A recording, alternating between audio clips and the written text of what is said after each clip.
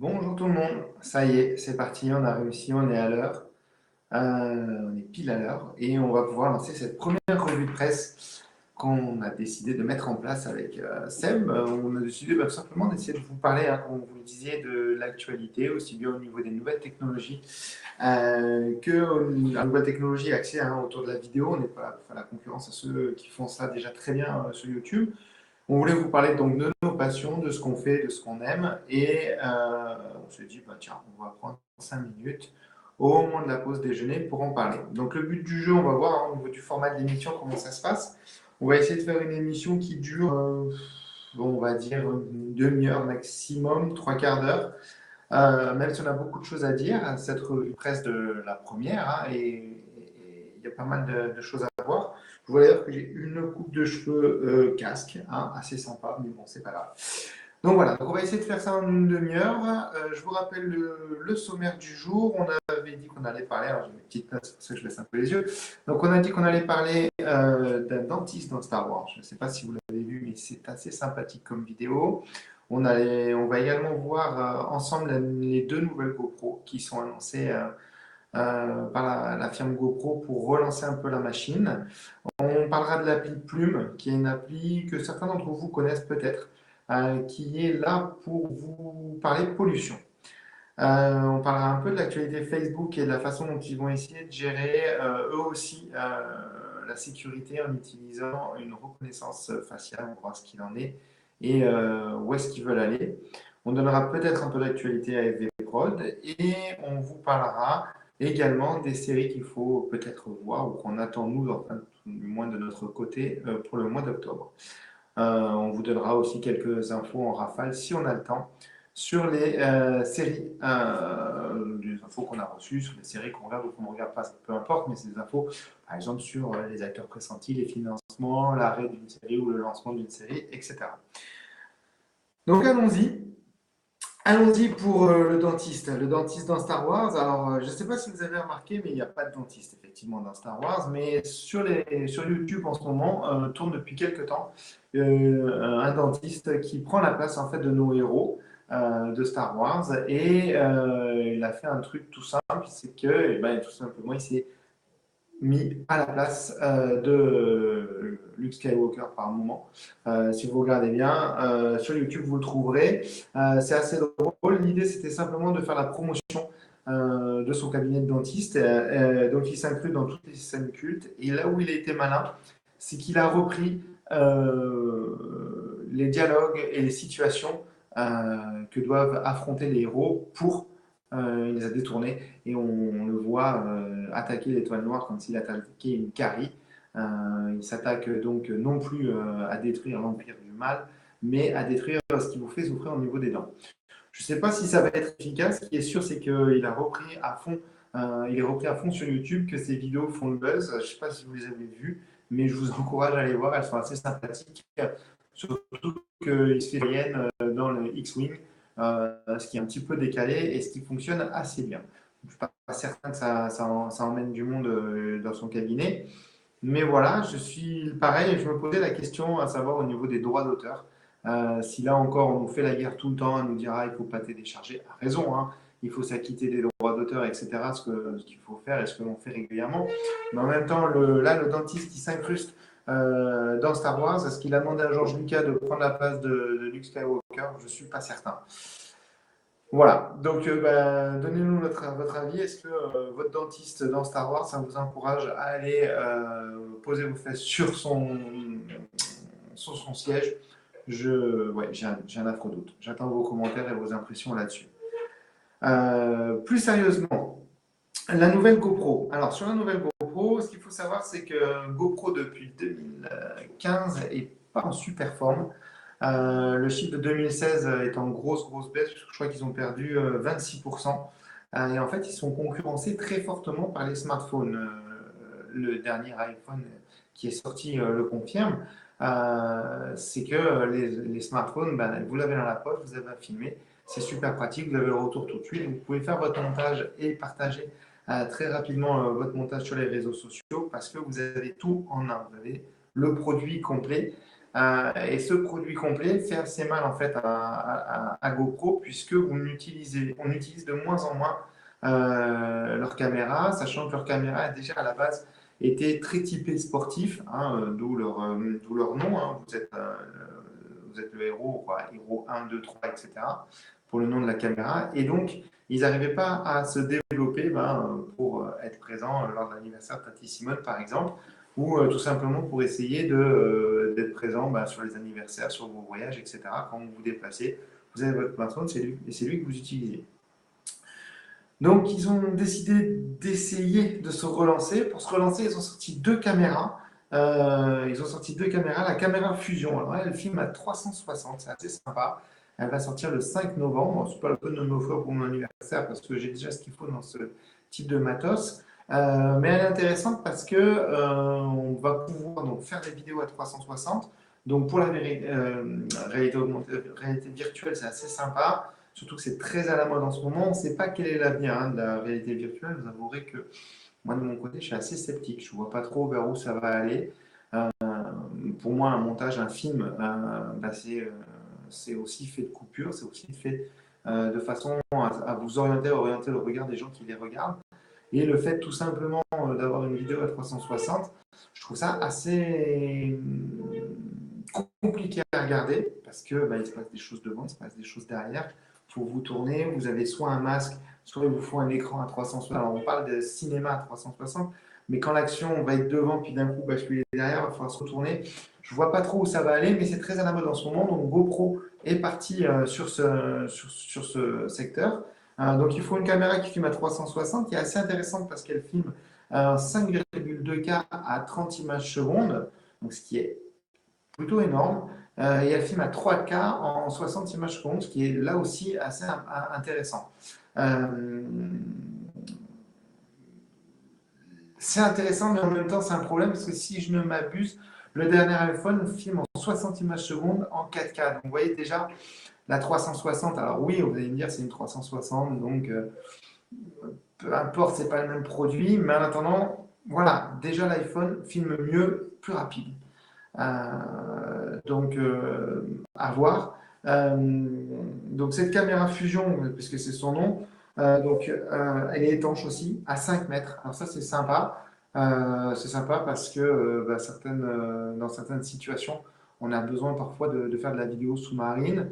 Vous êtes en sortie, vous prenez la caméra, pouf, vous la plongez sous l'eau, vous pouvez faire des coucous, montrer les poissons, etc. Ça peut être assez sympa, assez ludique pour quelques sorties, mais là encore, je ne suis pas certain que tout le monde se balade avec sa caméra. Il va falloir se balader avec sa caméra Fusion, sa caméra GoPro, son smartphone pour faire les montages. Je ne suis pas certain, et la diffusion, je ne suis pas certain que ça fonctionne à mort. Ça va fonctionner, je pense, peut-être pour des sociétés comme nous, où on va l'acheter, on va se dire, bah, tiens, voilà, allez, feu, on se fait, quand on a besoin de faire de la vidéo un peu en extrême sur certaines situations, on en aura besoin, on va la mettre en place. Mais je ne suis pas vraiment certain que tout le monde, monsieur et madame, tout le monde va acheter une caméra à 360. D'autant plus que cette caméra à 360, je vérifie, mais voilà, c'est ça, le prix est à 500 dollars, au moins 500 dollars. Donc mettre 500 dollars dans une caméra qui va filmer à 360, même si vous avez la possibilité, a priori, c'est pas a priori, mais vous avez la possibilité de ne récupérer qu'une image sur les deux, hein, parce que vous savez que pour faire la sphère, en fait, vous avez votre caméra avec un objectif de chaque côté. Vous allez avoir la possibilité de récupérer qu'une seule vue pour un montage. Ça va être une vue avec un fisheye, donc ça va être une vue qui va être très déformée, ça va être compliqué à monter, même si vous êtes en 4K, vous allez pouvoir rentrer dans l'image, mais vous avez toujours cette déformation avec les lignes qui ont une forme en courbe comme ça. Voilà, je ne suis pas certain que ce soit vraiment un produit qui se vende énormément. Il y a cet effet de mode effectivement aujourd'hui qui se met en place. Mais même si elle a plein d'avantages, parce qu'elle a une commande vocale, elle a un GPS intégré, elle est compatible avec la plupart des fixations GoPro, voilà, 500 dollars là-dedans, j'ai un peu du mal à y croire. J'ai du mal à. Je ne suis pas sûr que ça. Surtout que c'est un marché qui est ultra concurrentiel. Et si vous regardez, vous pouvez trouver facilement des caméras qui filment à 360 en 4K aux alentours des 200 euros. Donc mettre le double simplement pour avoir 5 mètres d'étanchéité, une commande vocale et, et soit adapté aux attaches GoPro, je pense que ça fait beaucoup. D'autant plus que la réalité virtuelle, voilà, j'y crois pas. L'autre caméra que sort GoPro, bah, c'est la Hero 6. Alors là aussi, on va tout de suite commencer par le prix. Ils ont décidé qu'ils faisaient des produits de qualité. Donc comme ils ont décidé qu'ils faisaient des produits de qualité chez GoPro, ils ont décidé de vous la vendre assez cher puisque elle va sortir à 700 dollars. 700 dollars, c'est-à-dire qu'elle est 100 dollars plus chère que la dernière qu'ils avaient sortie, si je ne me trompe pas. Alors oui, il y a des améliorations.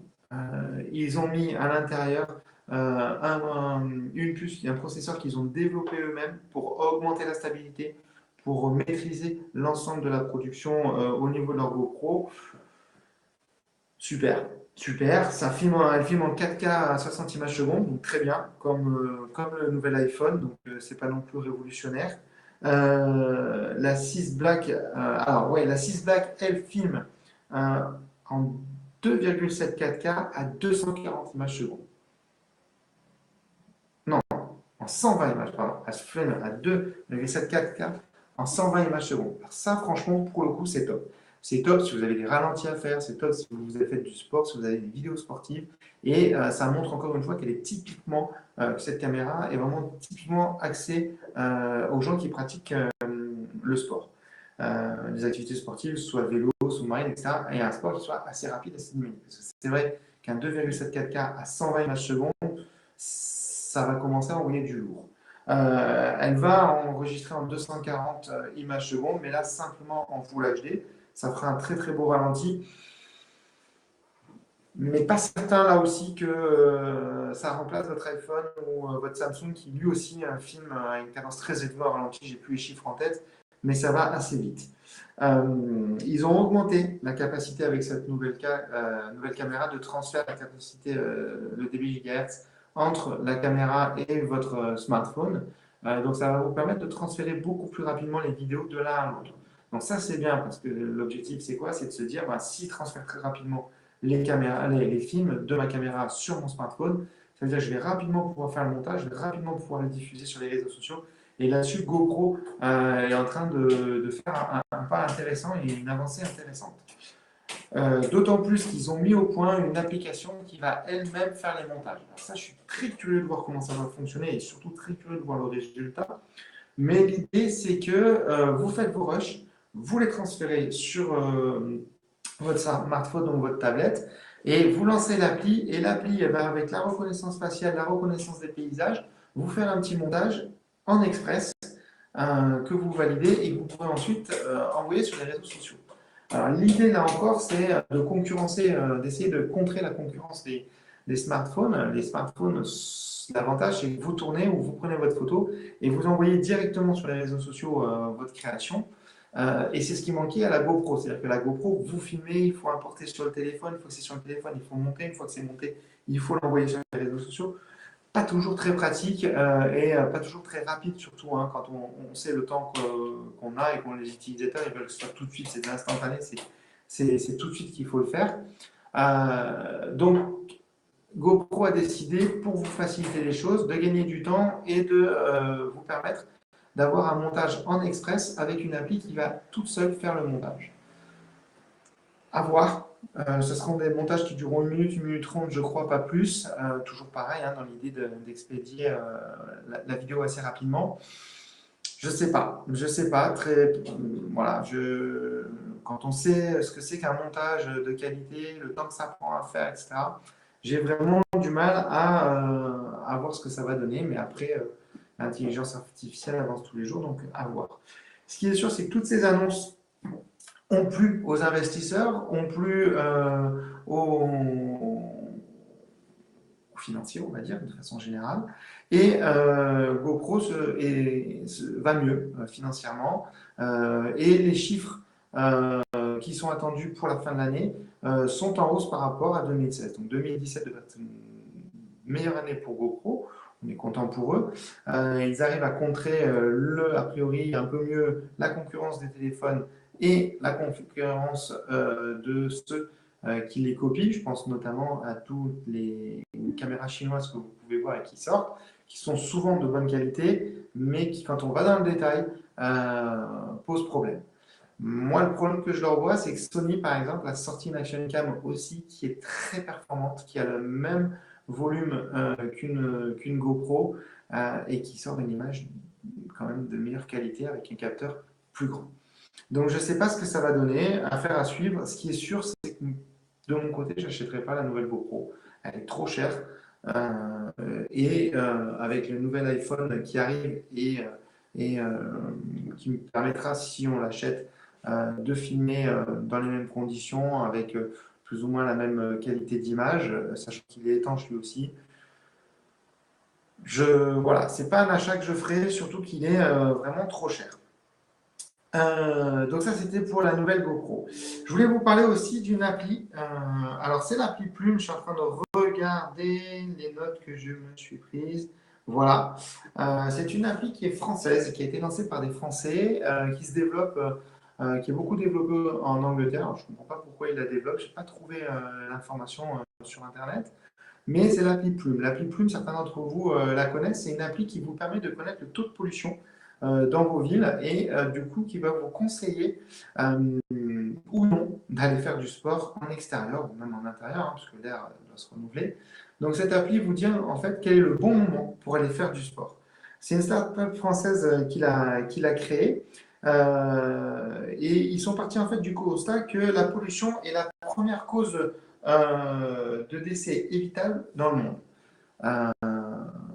Voilà, c'est la première raison qui entraîne des décès. Et si par exemple vous faites moins de sport les jours de pollution, s'il y avait moins de monde qui fait du sport les jours où il y a des grosses pollutions, il y aurait moins de morts là-dessus. Alors ça c'est à vérifier, c'est les arguments qu'ils envoient et qu'ils donnent euh, à voir.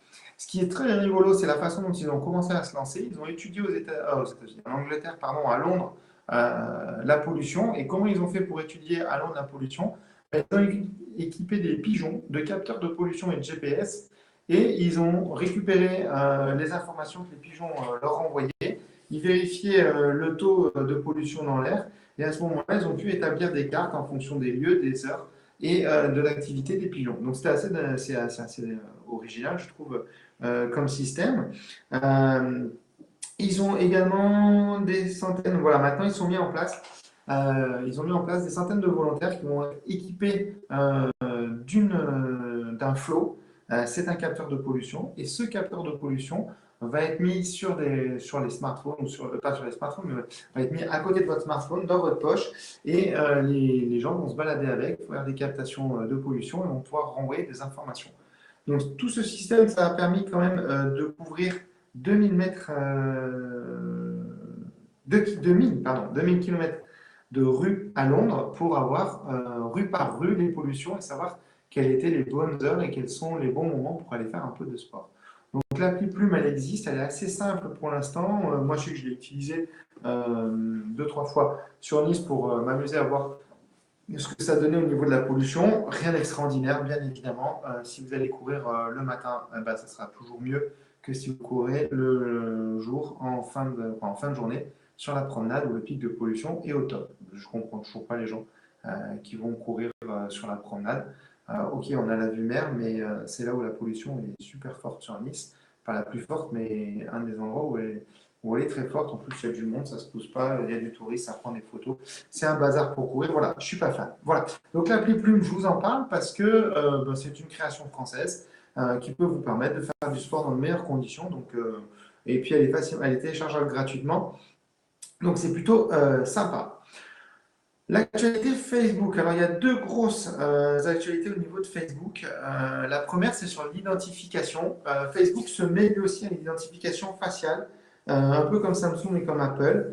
Pour confirmer votre identité, Facebook va prendre une photo de va regarder le selfie que vous faites et va confirmer votre identité ou non. Alors, c'est dans le processus d'une confirmation d'identité à double échelle, à double clé. Vous savez, aujourd'hui, vous donnez votre numéro de téléphone et votre numéro de téléphone vous donne un code et vous rentrez ce code, etc.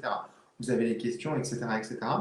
Donc, ce qui est très à la mode en ce moment, on l'a vu, on a entendu beaucoup parler avec le nouvel iPhone, le 8 et le 10, surtout le 10 qui a la reconnaissance faciale. Le Samsung Samsung qui avait tenté de lancer cette reconnaissance faciale, mais qui posait problème parce qu'elle n'était pas en 3D.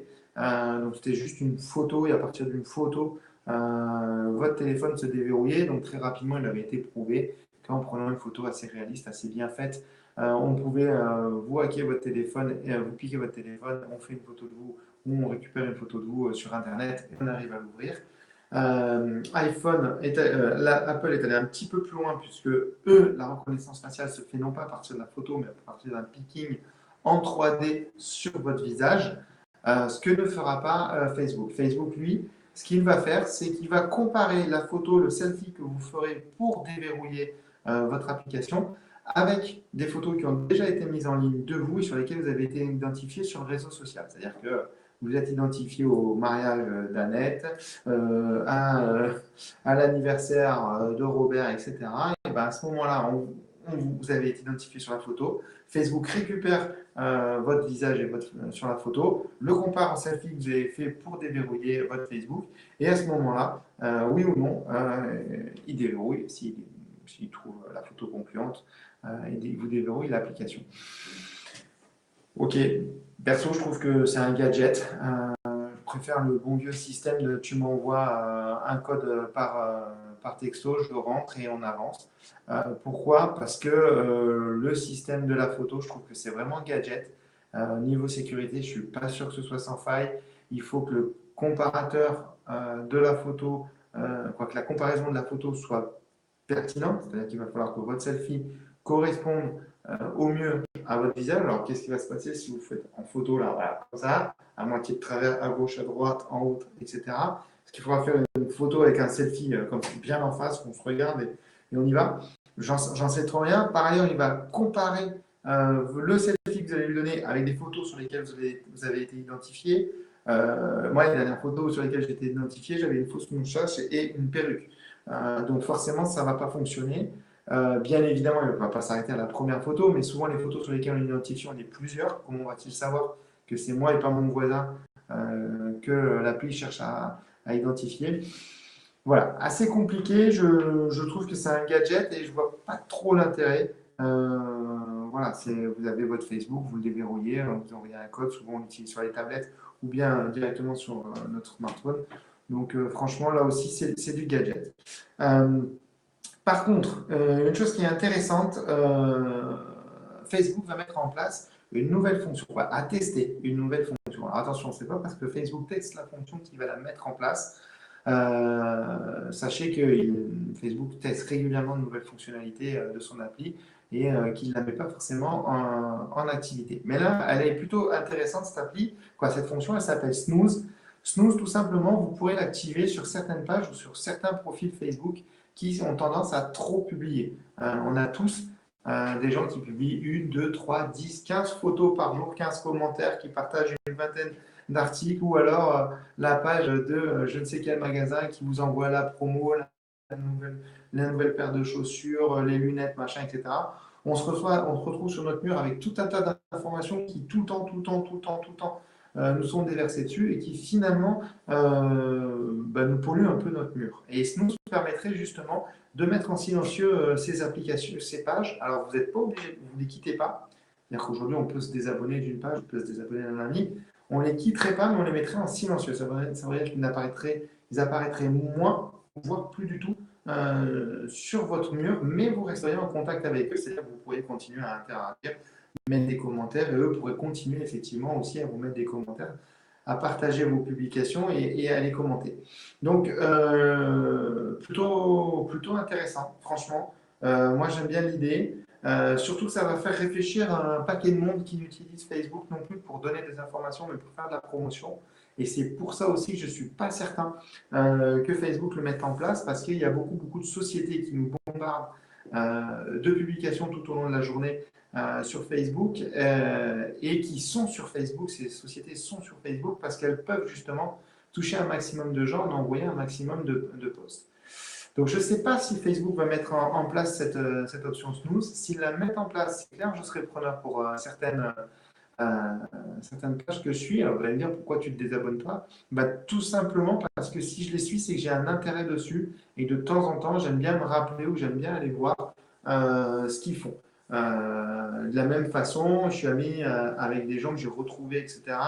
On ne se voit pas. Je ne suis pas forcément obligé de toujours savoir qu'ils ont mangé une raclette, qu'ils sont bien allés aux toilettes et qu'ils sont lavé les dents à 8 heures du matin. Mais j'aime bien de temps en temps prendre des nouvelles et savoir comment ils vont. Donc, sans avoir mon mur qui est pollué. Donc, je trouve que cette fonction snooze est assez sympa si elle est mise en place. Elle va aussi, et c'est peut-être pour ça qu'elle sera mise en place, elle va aussi permettre à Facebook de récolter plus d'argent parce que comme vous allez pouvoir mettre votre cinéma ou votre boutique en snooze, ils apparaîtront plus ou beaucoup moins sur votre mur. Donc du coup, ils auront peut-être plus tendance à passer par le système de pub payante de Facebook, ce qui est assez malin de leur part pour faire de l'argent et faire en sorte que les publications qui sont parfois des publications publicitaires, quoi, les posts qui sont souvent des posts publicitaires pour les entreprises, deviennent maintenant de véritables pubs qui rapportent de l'argent à Facebook. Donc, j'imagine la chose comme ça, c'est que Facebook va franchement développer le snooze d'un côté pour avoir des murs pertinents et peut-être dans un deuxième temps aussi pour valoriser leur pub et mettre en avant leur pub et faire en sorte que les gens et les sociétés utilisent plus souvent leur système de publicité. Petite annonce, oui, on voulait vous parler un petit peu de nous. Alors là aussi, hein, c'est pas la technologie, même si ça a rapport avec la vidéo.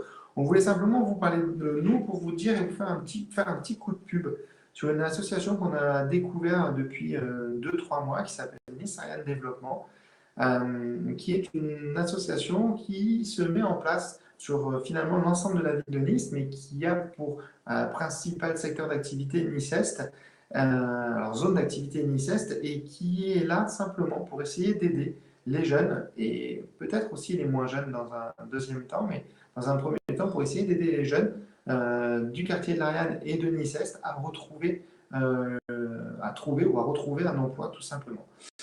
C'est une association qui se développe. Aujourd'hui, il y a une cinquantaine d'entreprises qui ont adhéré à cette association. L'objectif, c'est d'atteindre la centaine d'entreprises. Il y a des grosses enseignes comme La Paire, comme la plateforme du bâtiment, etc. Mais aussi des petites sociétés comme nous qui y avons adhéré parce qu'on aime bien le projet. C'est un beau projet, c'est un projet solidaire. En gros, globalement, qu'est-ce qu'on vous demande en tant qu'entrepreneur?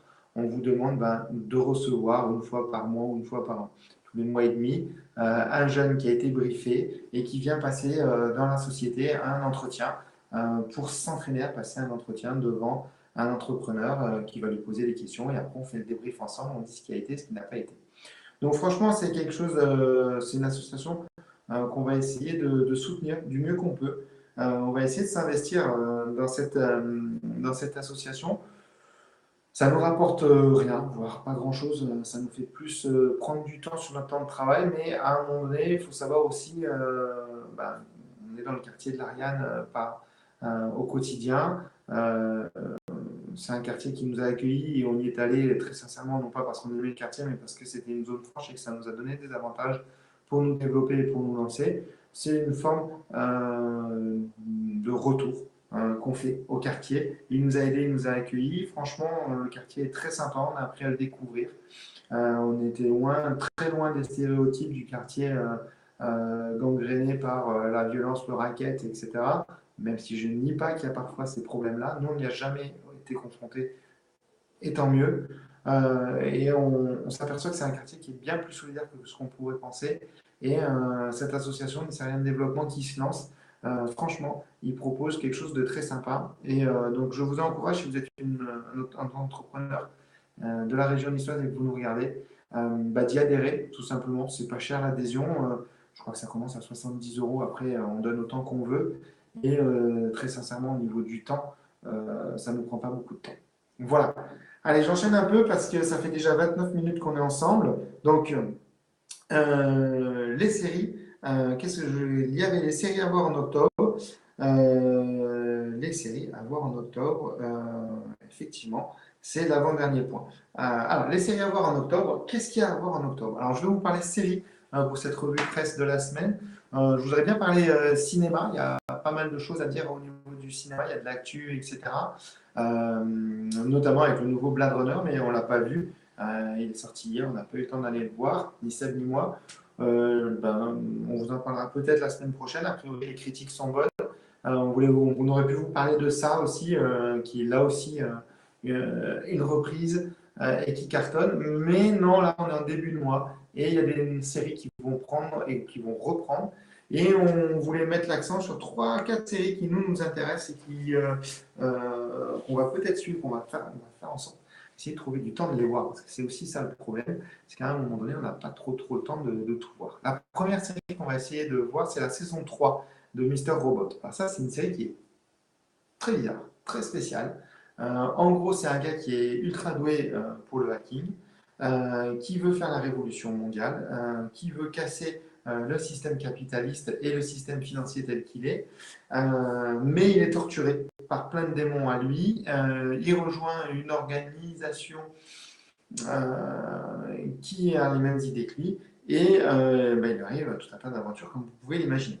C'est la saison 3, la saison 1 m'avait beaucoup plu, même si la fin était un peu tordue. La saison 2 m'avait déçu, mais laissait entrevoir des choses très très sympas pour la saison 3. Et donc la saison 3 va commencer là. Donc ça s'annonce a priori de ce que j'ai pu voir, ça s'annonce plus réel et a priori, les mots du réalisateur, c'est que ça serait, il nous parle de désintégration. Donc, que va-t-il se passer pour Mister Robot? Sur la saison 2, ça partait un peu en cacahuète, hein, pour se parler franchement. Sur la saison 3, j'espère qu'ils ont redressé la barre et que ça ira bien. Une série qui arrive et qui peut intéresser les fans de Marvel et de X-Men, c'est la série Gift, je ne sais pas trop le prononcer, The Gift, donc qui est de l'univers des X-Men et qui part un peu dans le même principe d'une université, pas d'une université, mais d'une élève qui a des super pouvoirs et qui ne sait pas trop comment s'en dépêtrer, qui ne sait pas trop comment faire avec. Les premières critiques sont très bonnes parce qu'il y a eu quelques pilotes qui ont été diffusés aux États-Unis et qui sont bien passés. Ça va certainement arriver en France. Ça a l'air assez intéressant. L'autre série qui est intéressante, que j'aimerais vraiment voir, c'est The Punisher. Alors, The Punisher devrait normalement sortir en octobre. On n'a toujours pas de date officielle. On en entend parler depuis 3-4 mois de The Punisher. On a vu un passage de The Punisher dans Daredevil qui était très sympa, le passage qu'il a fait. Moi, j'ai vraiment beaucoup aimé Daredevil, la série. Et quand il y avait The Punisher dedans, je trouvais les épisodes très sympas. En plus, c'est joué par un acteur que j'aime bien, qui a joué dans les premières saisons de The Walking Dead, qui jouait l'ancien meilleur ami de Rick, donc son ancien complice dans le travail, hein, puisqu'ils étaient associés, puisqu'ils étaient policiers. J'aime bien cet acteur, il a une vraie gueule, il a une vraie façon de jouer, il a une vraie façon de bouger et de donner la réplique. Donc franchement, je l'attends. En plus, c'est un petit univers fantastique comme j'aime bien, dans le même style que Daredevil, un peu noir. J'aime bien la réalisation de cette série, cette licence. Donc, je pense qu'on devrait passer un bon moment, pas trop forcément très philosophique, mais un bon moment de spectacle cinéma, et c'est aussi pour ça qu'on aime les séries. Enfin, la quatrième série qui va ressortir en octobre, je ne vous l'apprends pas, c'est The Walking Dead, saison 7. Alors, septième saison pour The Walking Dead, ça me fait un peu halluciner parce que j'ai l'impression que c'est pas possible, quoi. Ça fait que 2-3 saisons, on s'ennuie pas dans cette série.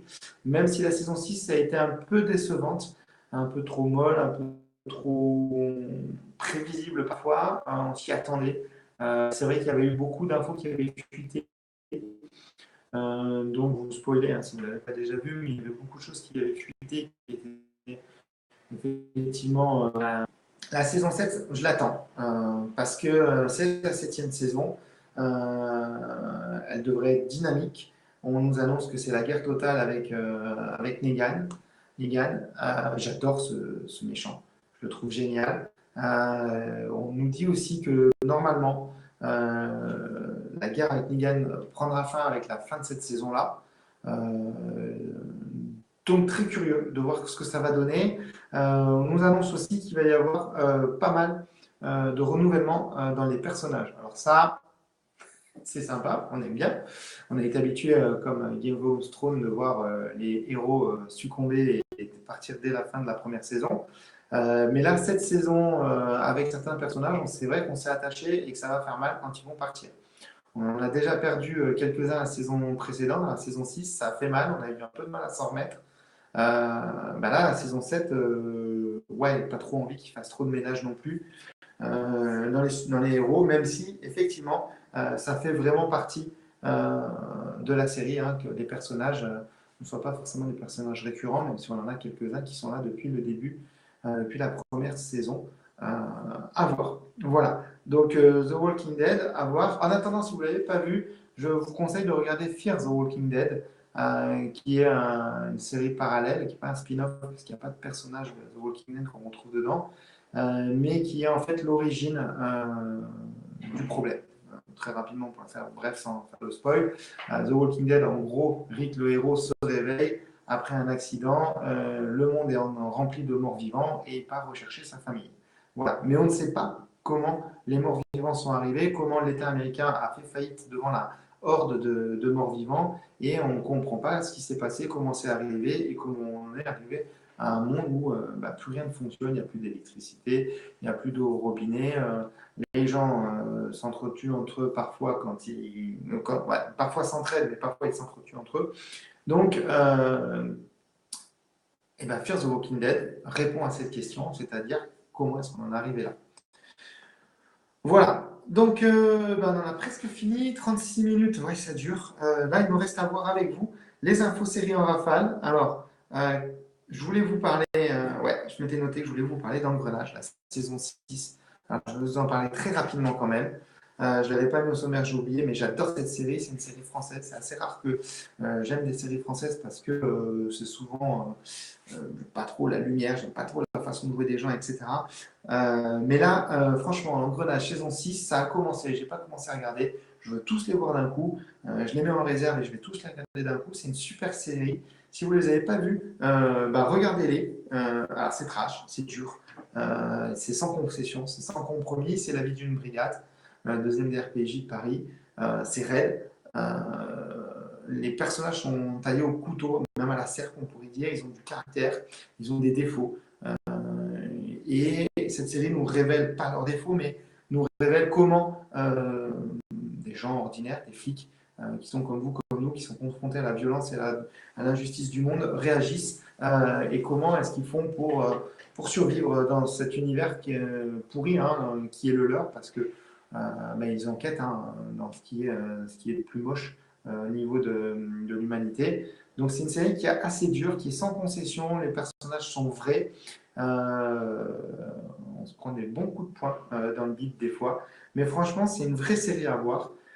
Pour ceux qui l'ont déjà vu, il a fallu attendre 3 ans avant d'avoir la nouvelle saison. Alors pourquoi 3 ans? Parce que les réalisateurs et l'écriture, ils ont pris le temps de réaliser, de réfléchir à la réalisation. Ils ont pris le temps d'écrire les 12 épisodes, parce qu'il y a 12 épisodes dans la saison.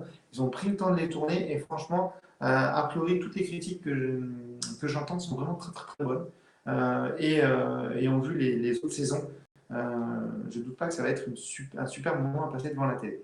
Donc je vous conseille vraiment de la voir, sachant que en plus, a priori, sur cette nouvelle saison, il y aura des moments où il y aura un vrai coup de booster au niveau de la réalisation. C'était un peu le reproche qu'on pouvait faire aux saisons précédentes, c'est que c'était un peu mou, il n'y avait pas trop, c'était beaucoup de l'échange, les scènes d'action étaient assez brèves, il n'y en avait pas beaucoup. Là, a priori, il y aura des grands coups de booster qui seront donnés. Donc la saison 6, si vous l'avez vu, si vous avez commencé à la voir, n'hésitez pas dans les commentaires à nous en parler, à nous dire comment vous la trouvez. Bien évidemment, on compte sur vous pour ne pas nous la spoiler. Hein.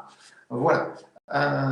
Donc maintenant, c'est bon, engrenage, je vous en ai parlé. Je voulais vraiment faire la petite info là-dessus. Les infos sur les séries en rafale. Alors, les séries en rafale, je vais vous parler de Vikings pour commencer. Les Vikings saison 6 qui contiendra 20 épisodes.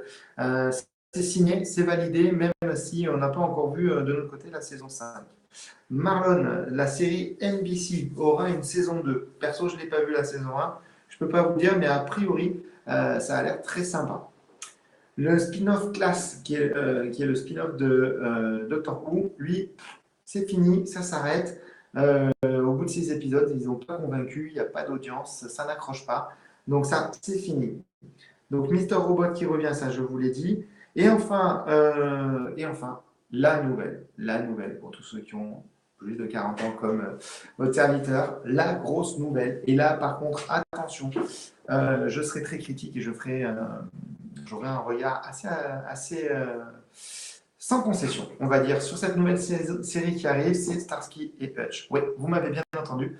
Ils vont faire un reboot de Starsky et Hutch qui devrait se passer toujours dans la même ville imaginaire, qui devrait toujours mettre en scène de flics, donc Starsky et Hutch. A priori, ils garderaient les noms. Donc c'est vraiment un reboot, c'est vraiment un retour dans les années 70, hein, soyons clairs. Je ne sais pas comment est-ce qu'ils vont le mettre au goût du jour. Est-ce qu'ils vont rester dans les années 70? J'ai pas d'infos, mais ils vont le faire. A priori, le réalisateur, c'est le réalisateur des Gardiens de la Galaxie qui a signé, qui s'est engagé sur le projet. Seul problème pour l'instant, ils n'ont pas encore trouvé de chaîne pour les diffuser. En même temps, tu m'étonnes. Bonjour le casse-gueule, il va falloir. Qui dit diffuser dit aussi payer, acheter. Si ça ne fonctionne pas, ça va faire mal parce que ça va faire mal à l'image de la chaîne qui va prendre. Mais si ça fonctionne, ça va être au top. Perso, j'avais regardé la série L'Arme Fatale. Je suis un fan des films et j'ai trouvé que la série était très bien. Elle a mis un petit coup moderne sur L'Arme Fatale. À force de regarder en boucle les films, maintenant ils ne nous surprennent plus. Et voir cette série L'Arme Fatale, j'ai bien aimé. Et j'espère que ça sera la même chose avec Starsky Hutch. Mais vraiment, vraiment, vraiment s'attaquer à Starsky Hutch, c'est super risqué, très courageux. Et franchement, je l'attends. C'est pas pour demain, c'est en cours de réalisation, c'est en cours de tournage, donc à mon avis, il va falloir attendre bien 6 mois, 1 an, mais on va surveiller ça du coin de l'œil. Voilà, et bien écoutez, on en a fini pour cette première émission. 41 minutes d'émission, c'est pas mal. Je ne sais pas si on tiendra à chaque fois ce rythme-là, c'est long. C'est un peu lourd à préparer, je vous avouerai, mais c'est un plaisir aussi de vous parler de tout ça. C'est la première, donc je réalise en faisant qu'il y a plein de choses à améliorer, plein de choses à voir et plein de choses à refaire. Mais j'espère que ça vous aura plu pour une première, vous serez indulgent et que vous ferez le petit pouce. N'oubliez pas, le petit pouce si vous avez aimé la vidéo. Alors bien évidemment, petite nuance, attention, des fois il y a des gens qui se trompent sur YouTube. L'idée c'est de faire un pouce pour dire que vous avez aimé la vidéo. Vous pouvez aimer la vidéo, mais ne pas aimer les GoPro ou ne pas aimer l'appli Plume, pas facile à dire. Mais si vous avez aimé la vidéo, si vous nous aimez l'idée, ben merci de mettre un petit pouce pour nous encourager. Merci de la partager aussi. Mettez des commentaires, donnez-nous des infos, dites-nous ce que vous avez pensé de l'émission, mais aussi dites-nous des sujets. Ce que vous pensez des sujets qui ont été traités. Est-ce que la GoPro vous l'achèterez? Est-ce que la 360 ça vous plaît? Est-ce que l'appli Plume, tiens, ça vous intéresse? Donnez-nous votre avis, donnez-nous votre ressenti. Et si vous allez voir le dentiste dans Star Wars, est-ce qu'il vous fait marrer? Et est-ce que ça vous ferait aller chez le dentiste? Voilà, on en a terminé pour ce premier numéro. Je ne sais pas s'il y en aura des millions, mais on va essayer d'en faire un maximum parce que pour nous, c'est un plaisir. Ça nous permet avec Seb de discuter et d'échanger sur des sujets et de voir avec vous. On espère que vous serez plus nombreux la prochaine fois lors du live pour échanger en direct. C'est vraiment le but de faire une communauté où on va discuter, c'est donner des informations, échanger les informations, parce que moi je vous en donne, mais vous allez certainement à nous en donner. Voilà, allez, bonne journée à tous, bonne continuation et à jeudi prochain, même heure, 12h30. Allez, au revoir.